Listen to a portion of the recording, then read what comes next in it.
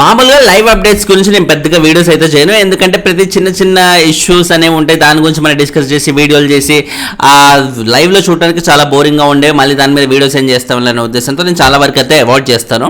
But ఇవాల్టి live మాత్రం కొంచెం ఇంట్రెస్టింగ్ అనిపించింది, ఎందుకంటే నామినేషన్స్కి ముందు జరిగే లైవ్ కాబట్టి ఆబ్వియస్లీ. సో ఆ డిస్కషన్స్ అవన్నీ ఓవరాల్గా చూడడానికి బాగా ఇంట్రెస్టింగ్ అనిపించి ఇవి చెప్తే కూడా బాగా ఇంట్రెస్టింగ్ ఉందనిపించి వీడియోలు చేస్తాను అనమాట.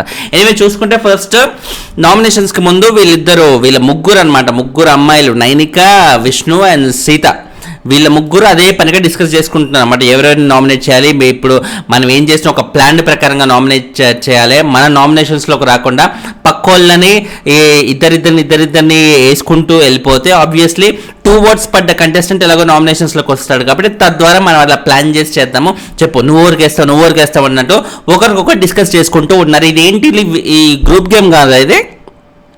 ఇప్పుడు నిఖిల్ని వీళ్ళు అంటున్నారన్నమాట, నిఖిల్ ఏంటి సోనియా చేతిలో ఆటబొమ్మ అయిపోయాడు, సోనియా ఎలా ఆడిస్తే అలా ఆడుతున్నారు, అసలు ఆయనకు ఇండివిజువాలిటీ లేదు, స్టార్టింగ్లో ఎంత పులిలాగా ఉన్నాడు ఇప్పుడు పిల్లిలాగా అయ్యాడంటూ ఈ కైండ్ ఆఫ్ వేలో మాట్లాడేసుకుంటున్నారు. బట్ వీళ్ళు ఇప్పుడు చేసేది ఏంటి, ఆయన సోనియాతో కలిసి ఆడుతున్నారు అన్నట్టుగా వీళ్ళు ఆరోపణ చేస్తున్నారు. మరి వీళ్ళు చేసేది కూడా గ్రూప్ గేమే కదా, పైగా వీళ్ళు సమర్థించుకుంటారు. ఇప్పుడు మనం ఇండివిజువల్గా ఉన్నాం కాబట్టే మనల్ని జనాలు ఇంకా హౌస్లో ఉంచారు, మనకి ఓట్లు వేస్తున్నారు అనే ఫీలింగ్లో ఉన్నారన్నమాట వీళ్ళు. అదే మాట్లాడకుండా ఇప్పుడు మనం ఇండివిజువల్గా ఉన్నామే అందుకే జనాలు మనకి ఓట్లు వేస్తున్నారు అని. ఏంటి ఒక 10-12 వారాలు ఏమన్నా అయిందా సీజన్ స్టార్ట్ అయ్యి? 4వ వారమే కదా, 3 వారాలు మాత్రమే నామినేషన్స్ అయినాయి కదా, అప్పటికే వీళ్ళకి ఇంత కాన్ఫిడెన్స్ వచ్చేసింది, విష్ణుకి కానీ సీతకు కానీ నైనికకు కానీ, మనకి ఏంట్రా ఫుల్ తోపులం మనమని. బట్ అక్కడ జరిగింది ఏంటి, యాక్చువల్ ఫ్యాక్ట్ బేబక్క ఈమె కంటే వీళ్ళ ముగ్గురు కంటే చాలా లో కంటెంట్ ఇచ్చింది. శేఖర్ బాద్షా కంపారిటివ్లీ అసలు కంటెంట్ అనేది ఏమీ లేదు. అండ్ ఇప్పుడు రీసెంట్గా ఎలిమినేట్ అయిన కంటెస్టెంట్ కూడా అసలు ఎటువంటి ఇంపాక్ట్ చూపించలేదు, ప్లస్ నెగిటివ్ ఇంపాక్ట్ చూపించడం వల్ల వాళ్ళ ముగ్గురు ఆ కైండ్ ఆఫ్ వేలో అయితే బయటికి వెళ్ళిపోవాల్సిన పరిస్థితి వచ్చింది. ఇప్పుడు నెక్స్ట్ లైన్లో ఎవరు ఉన్నారంటే వీళ్ళ ముగ్గురులో ఇప్పుడు వీళ్ళు నామినేషన్స్లో లేకపోవచ్చు, బట్ నామినేషన్స్కి వచ్చినప్పుడు డెఫినెట్లీ వీళ్ళకేం బీభత్సమైన ఓటింగ్ ఉన్న కంటెస్టెంట్స్ ఏం కాదు. ఒక విష్ణుకి తప్ప నైనికకు కానీ సీతకు కానీ పెద్ద ఓటింగ్ ఏం లేదు, వాళ్ళిద్దరు డేంజర్ జోన్ క్యాండిడేట్లే. వాళ్ళ అదృష్టం కొద్దీ వాళ్ళకంటే వరస్ట్గా ఉండడం వల్ల వీళ్ళ ముగ్గురు ముందే వెళ్ళిపోయారు. ఇప్పుడు నెక్స్ట్ వారాల్లో ఫర్దర్ వీక్స్లో వీళ్ళు నామినేషన్స్లోకి వచ్చినప్పుడు వీళ్ళు కూడా వెళ్ళిపోయే ఛాన్స్ అయితే ఖచ్చితంగా ఉందని చెప్పాలన్నమాట. అండ్ చూసుకుంటే వీళ్ళ ఇద్దరిని వేసుకుంటూ పోయారు అనుకున్నాం కదా. అఫీషియల్ నామినేషన్స్ ప్రకారంగా ప్రేరణకి 2 వేశారు, ఎవరెవరు విష్ణు అండ్ సీత వేశారు, మణికంఠకి 2 వేశారు, నైనిక అండ్ సీత, అండ్ ఆదిత్య కూడా 2 వేశారు, నైనిక అండ్ విష్ణు. సో వీళ్ళ ముగ్గురే ప్లాన్ చేసుకుని ఇలా మరో ముగ్గురిని ఇరికించారన్నమాట నామినేషన్స్లోకి వచ్చేలాగా. అండ్ తర్వాత ఇప్పుడు సీత మనకంటే సారీ ఇప్పుడు ఇంకోటి ఇంట్రెస్టింగ్ కాన్సెప్ట్ ఏంటంటే, ఏదైతే లాస్ట్ వీక్ మొత్తం ఫుల్ వైరల్ అయిపోయిందో మణికంఠ వెళ్ళి యష్మిని హగ్ చేసుకోవడం అనేది, అదేంటి అది రాంగ్ కదా. ఇప్పుడు యష్మి నాకు అసలు కంఫర్ట్ లేదు, అసలు నా కంఫర్ట్ చూడకుండా వచ్చి హగ్ చేసుకుంటున్నాడు అన్నట్టుగా ఇలా మాట్లాడుతుంటే బుద్ధున్నోడు ఎవడైనా ఏమనుకుంటాడు, ఆమె హగ్ చేసుకోవడం, ఒక అబ్బాయి వచ్చి హగ్ చేసుకోవడం ఆమెకి ఇష్టం లేదేమో అందుకే అలా ఫీల్ అయిందేమో అన్నట్టుగా ఎవరైనా అనుకుంటారు. కంఫర్ట్ అనే వర్డ్ ప్లస్ అది హగ్గుతో కలిపి చెప్తుంటే డెఫినెట్లీ హగ్గుకు సంబంధించి ఆమెకి ఇష్టం లేదన్నట్టుగా ఆమెకి అందరూ అనుకుంటారు. ఇన్ఫ్యాక్ట్ ఆ ఒక్క కారణం చేతనే మణికంఠ మీద విపరీతమైన నెగిటివిటీ అనేది వచ్చేసింది లాస్ట్ వీక్. సెకండ్ వీక్ వరకు మంచి ఓటింగ్ ఉన్న కంటెస్టెంట్స్ థర్డ్ వీక్లో మటుకు ఎప్పుడైతే యష్మి ఆ కంప్లైంట్ అనేది చెప్పిందో అమ్మాయిల మీద ఉమెన్ సింపథైజర్స్ అందరూ ఇమ్మీడియట్గా ఏంటి అదే అమ్మాయిలకి అట్లా కంఫర్ట్ లేకుండా చేస్తాడు, అసలు మణికంఠ ఇలాంటి వాడు అనుకోవాలి అలాంటి వాడు అనుకోవాలంటే ఇష్టం వచ్చినట్టుగా సోషల్ మీడియాలో అదే పనిగా కమెంట్లు వేస్తా ఉంటూ తన ఓటింగ్ అనేది బాగా దెబ్బపడింది. తను సేవ్ అయి ఉండొచ్చు, ఎందుకంటే తనకు విపరీతమైన ఓటింగ్ ఉండి అందులో కొంచెం దెబ్బపడింది, అంతేగాని కంప్లీట్గా బయటికి వెళ్ళిపోయే ఓటింగ్ అయితే కాదు. సో అది మనం నోట్ చేసుకోవాల్సిన పాయింట్. సో తన ఇమేజ్ అనేది చాలా డ్యామేజ్ అయింది ఆ ఒక్క ఇష్యూ వల్ల. నేను లాస్ట్ వీకే చెప్పాను, అంతమంది మణికంఠని తిడుతున్నా కూడా యష్మి విషయంలో నేను ఒక్కడిని మాత్రమే క్లారిటీగా, కావాలంటే ఎవరి వీడియోస్ అయినా చూసుకొని నేను క్లియర్గా చెప్పాను, చెప్పేస్తున్నాను, అక్కడ మణికంఠ తప్పైతే లేదు. తను హక్ చేసుకున్న విధానంలో ఒక ఫ్రెండ్ హక్ చేసుకున్నట్టుగానే ఉంది.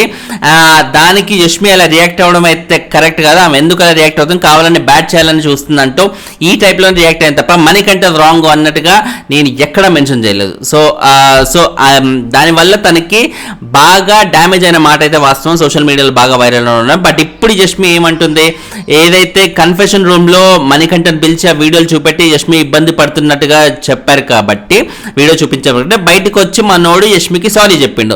సారీ చెప్తే యష్మి ఏంటి సపరేట్గా నిఖిల్తో కూర్చొని నిఖిల్తో మాట్లాడుతున్నారు. మణికంఠ ఇలా సారీ చెప్పిండు. అసలు బేసిక్గా వాడేదో హగ్ చేసుకోవడం వల్ల నేను ఇబ్బంది ఫీల్ అయ్యి అట్లా కాదు, ఎంబారెస్గా నేనేం ఫీల్ అవ్వలేదు. బేసిక్గా వాడు ఏదైతే ఫ్రెండ్గా ఉంటూ నాకు వెన్నుపోటు పొడిచిండో లాస్ట్ వీక్ నామినేషన్స్ టైంలో, దానికి నేను రియాక్ట్ అయ్యి దానికి నాకు కంఫర్ట్ లేదు అన్నట్టుగా అన్నాను తప్ప, ఏంటంటే అప్పటికప్పుడు గొడవ ఇమీడియట్గా వెళ్ళి వచ్చి నాతో మాట్లాడడం వల్ల నాకు అది కొంచెం కంఫర్ట్ లేక నేను అలా అన్నాను తప్ప, వాడు హక్ చేసుకోవడం వల్ల నాకు కంఫర్ట్ లేదు అంటూ వాడి మీద ఏదో నింద వేయాలనే ఉద్దేశం నాకు లేదు అని ఇప్పుడు చెప్తుంది. ఇప్పుడు ఎందుకు చెప్తుంది, ఎందుకంటే ఇప్పుడు మనోడిది వచ్చి సారీ చెప్పిండు. వచ్చి సారీ చెప్పినాక ఏమవుతుంది, వాడి మీద మణికంఠ మీద సింపతి వెళ్ళిపోతుంది. సింపతి వెళ్ళిపోయినాక యష్మి మీద ఆటోమేటిక్గా నెగిటివిటీ అనేది వచ్చేస్తుంది పబ్లిక్లో. నెగిటివిటీ వచ్చినప్పుడు ఆమెకి అది ప్రాబ్లం అవుతుంది కాబట్టి గేమ్ పరంగా, తద్వారా ఇప్పుడు నిఖిల్తో డిస్కషన్ పెట్టినట్టుగా మనం అర్థం చేసుకోవచ్చు అనమాట. అలా ఏం కాదు, హగ్ ఏమి అట్లా దానివల్ల ఏమీ కంఫర్ట్ లేకపోవడం కాదు, మామూలుగా గేమ్ వల్లనే నాకు అయ్యింది, నన్ను అట్లా వెన్నుపోటు పొడవడం వల్ల వచ్చింది అన్నట్టుగా ఇప్పుడు ఏదో చెప్తుంది. ఇదేదో ముందు నుంచి చెప్పుంటే, ముందే క్లారిటీగా ఇచ్చుంటే, నాకు కంఫర్ట్ లేదు, ఒరే అక్కడ టాస్క్ నామినేషన్ స్టైల్లో డిస్టర్బ్ అయినాక ఇమీడియట్గా వచ్చి నన్ను ఇట్లా మాట్లాడుతుంటే కన్సోల్ చేయాలని చూస్తే నాకు ఎలా అనిపిస్తుంది చెప్పు అంటూ ఎగ్జాక్ట్ పాయింట్ పెట్టి మాట్లాడితే, ఎగ్జాక్ట్ ప్రాపర్ వర్డ్స్తో యూజ్ చేస్తే అప్పుడు అవతల వాళ్ళకి అర్థమవుతుంది. కానీ అట్లా పెట్టకుండా ఇట్లా సగం సగం చెప్తే ఇలాగే ఎవరైనా నీ ఇంటెన్షనే హగ్ కోసం, హగ్ వల్లనే మణికంఠ వచ్చి నిన్ను హగ్ చేసుకుంటూ దానివల్లే నువ్వు కంఫర్ట్ ఫీల్ అవ్వలేదంటూ ఎవరైనా ఇలాగే అనుకుంటారో, అందరూ అలా అనుకున్నారు. సో మణికంఠ మీద ఒక పెద్ద అభియోగం అనేది సైడ్కి వచ్చేసింది. సో అది ఇప్పుడు ఈ వీక్ చూడాలి మరి ఓటింగ్ ఎలా ఉంటుంది. నామినేషన్స్లో ఆల్రెడీ ఉన్నారు కాబట్టి ఓటింగ్ ఏ రేంజ్లో ఉంటుంది, మళ్ళీ ఫస్ట్ వీక్స్ ఉన్న ఓటింగ్ ఇప్పుడు మళ్ళీ బ్యాక్ వచ్చేస్తుందా లేదా ఇంకా ఏమన్నా మిగిలిందా, ఏదైతే ఆ మరకుందో అది కంప్లీట్గా ఎరేజ్ అవ్వడానికి అనేది లెట్స్ వెయిట్ అండ్ సీ అనమాట. అండ్ తర్వాత సీత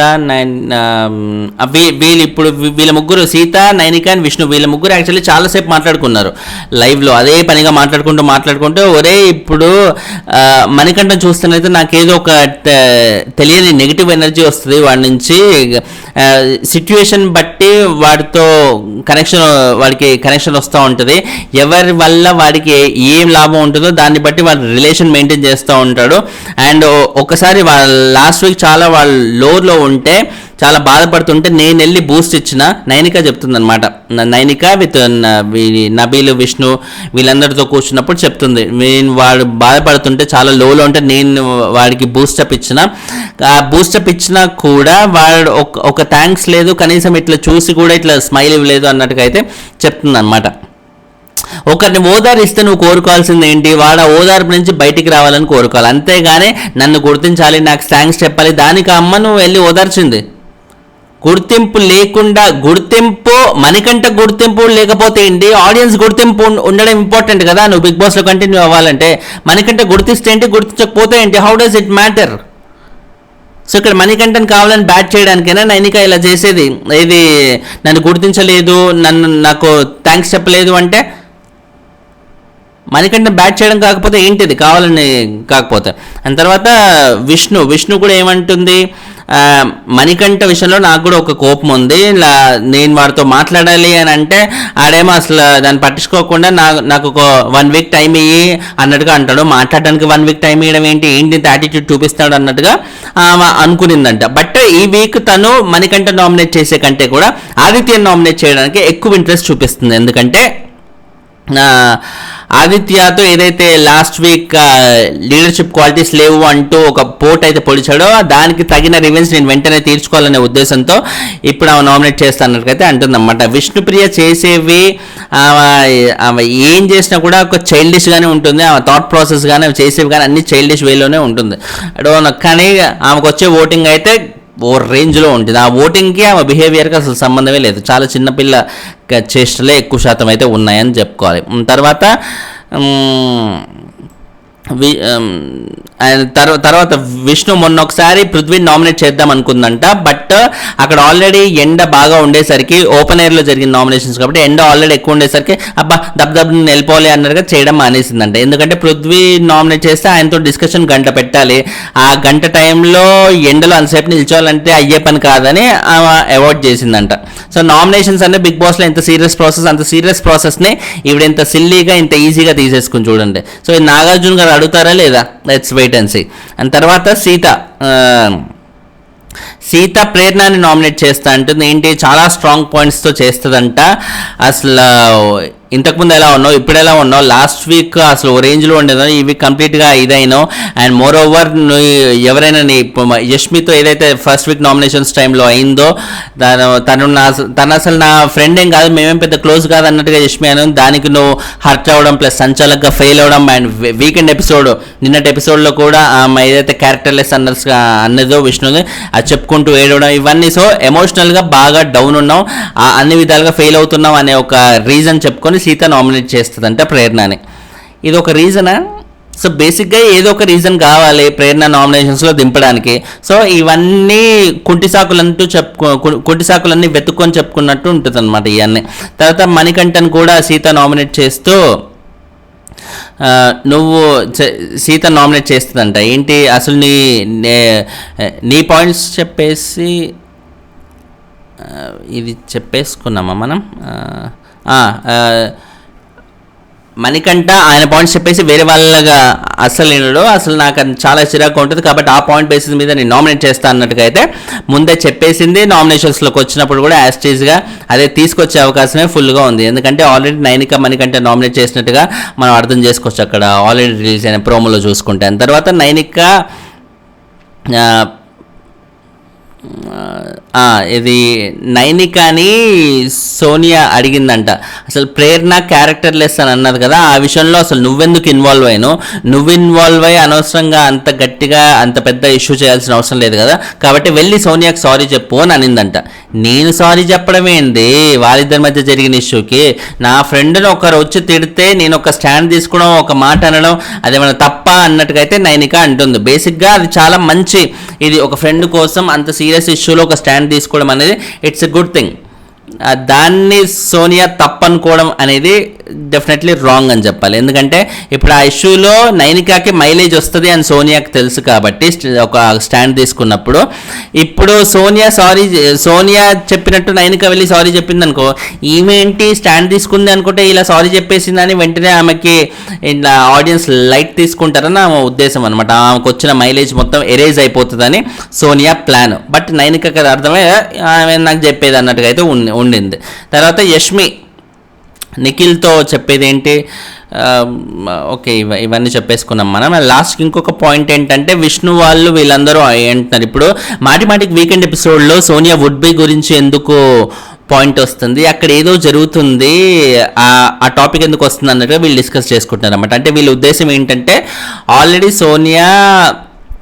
సోనియాకు వుడ్ బి ఉన్నాక హౌస్లో నిఖిల్తో క్లోజ్ ఉంటుంది కదా, నిఖిల్తో క్లోజ్ ఉండడం వల్ల అదేమన్నా డిస్టర్బెన్స్ అవుతుందా ఆమెకి, ఆ పరంగా బయట వాళ్ళు ఎవరైనా డిస్టర్బ్ అవుతున్నారా, ఆమెకి నెగిటివిటీ వస్తుందా అన్నట్టు వీళ్ళు ఆ రేంజ్లో ఊహించేస్తున్నారు అన్నమాట. సో ఇక్కడ సోనియా పర్సనల్ లైఫ్ని ఆ వుడ్ బితోని ఇక్కడ నిఖిల్ని ఇద్దరు కంపేర్ చేసి ఇక్కడ సోనియాది గేమ్ని అలా స్పాయిల్ చేసే క్రమంలో ఆ స్ట్రాటజీలన్నీ ఇంప్లిమెంట్ చేసే క్రమంలో వీళ్ళందరూ ముగ్గురు ఆడవాళ్ళు డిస్కస్ చేసుకుంటున్నారు ఓవరాల్గా చూస్తే.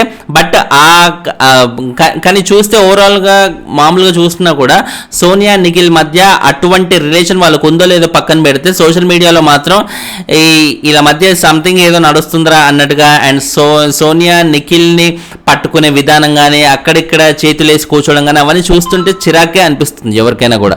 సో సోనియా ఆమె ఇవన్నీ ఆమె ఎంత త్వరగా వదిలేసి అసలు నిఖిల్ నుంచి దూరంగా వచ్చేస్తేనే సోనియా గేమ్ ఇంప్రూవ్ అవుతుంది, నిఖిల్ గేమ్ ఇంప్రూవ్ అవుతుంది. ఇది వాళ్ళకి ఎప్పుడు తెలుస్తుందో ఏమో అనేది ఇంకా వాళ్ళకే తెలియదు అనమాట. ఇంకా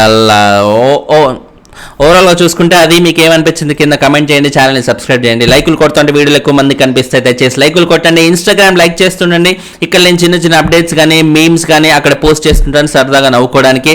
and hope you like it. Bye.